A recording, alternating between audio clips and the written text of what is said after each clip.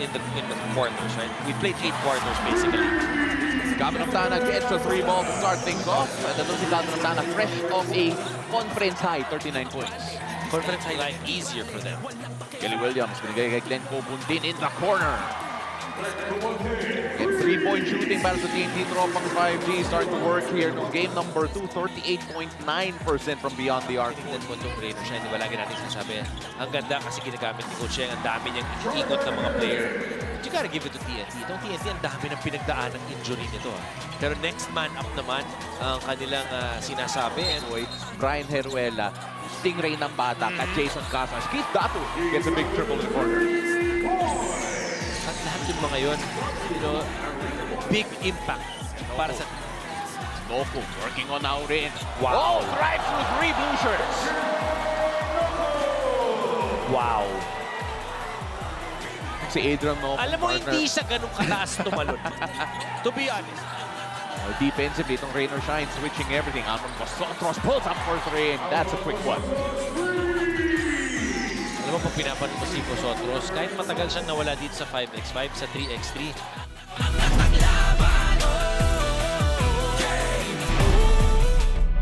ito naman si Johnson. it's been a 10-5 quarter so far. Shooting right at the face of Marilla. Well, Kalen Johnson, partner, showing us his range yet again. Remember, he's the only player na wala. Si Calvin Oftana working against Mamuya. Oftana driving inside for an easy 2. Ganda ng galaw ni Calvin Oftana.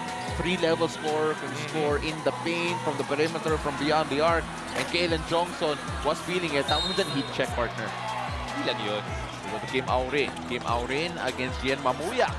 Si Kim Aurin again, a 3x3 veteran. Normally, yung mga smaller guards who play 3x3. Very physical. Talagang Can at post home. up. Yes. At home sa poste.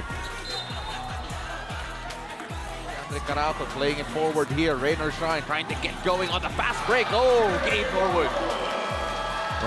3 points, 3 straight points para dito kay Gabe Norwood. Nagkahanap pa siya ng foul doon.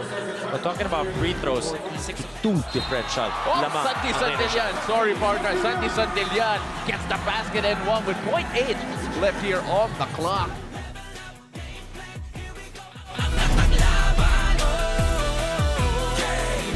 Datu wants to make it 16. Ito naman si Jordan Clarito. Big offensive rebound. Gets the basket and 1. And this is where Rainer Shine is dangerous. When they get offensive rebounds, when it's up-tempo basketball that they're showing, pinupush nila yung bola, nakakakuha sila ng open. Johnson.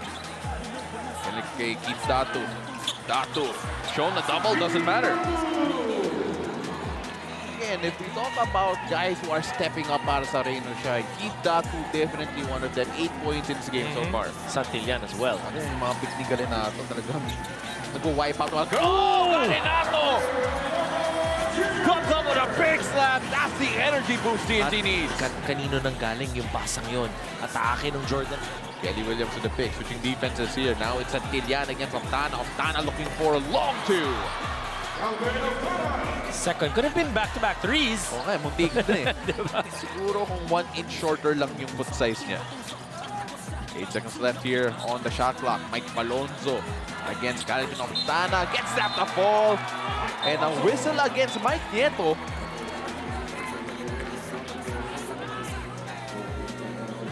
So again, nothing going right here for the TNT Tropang 5G.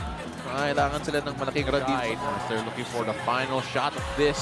As Anton Asisio. Whoa! The bag is open on a Sunday.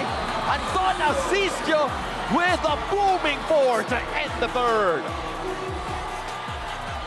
14 points for Anton Asisio in this quarter alone. Anton Asisio had his hand in the corner. Kelly looking for his third 3-pointer. Kelly couldn't get it to go. Gets his own miss. Oh, Kelly Williams with a beautiful Euro. That's 8 points by Kelly Williams. Tuloy-tuloy, bridging the third and the fourth quarter. Just a reminder, po si Kelly Williams, former MVP. Yes. Anton Asisio, points partner. And we all know that if Rain or Shine keep on shooting like that, boy, there's not much TNT could fight for anymore as Anton Asisio gets another triple. Talking about 3-point shots. At the end of 3 quarters, 8 of 27. Average above 100 Yep. points per game. Game 1 and game number 2, able to do that for the first 4 quarters Yes. of each of those games. Pero ngayon, I think it's safe to say, naaabot ng 100 points itong Rain or Shine. Well, Rain or Shine scored 33 points in the first quarter, 18 in the second, and another 33 in the third quarter. Down to like 12, 15 points. Again, they 2-3 zone here itong TNT tropang 5G. Pero itong si Keith Datu, partner, what a bounce back game for Keith Datu after being a spectator sa game number 2. So Nasisha, he wants another 4-pointer. Oh, he didn't need the back for that! Well, Anton Asisio with 24 points in this game. Where did that come from? Laro mo to, tuloy sa kampeonato. Sama-sama tayo, manlalaro, tapisyonado. Ang atagla!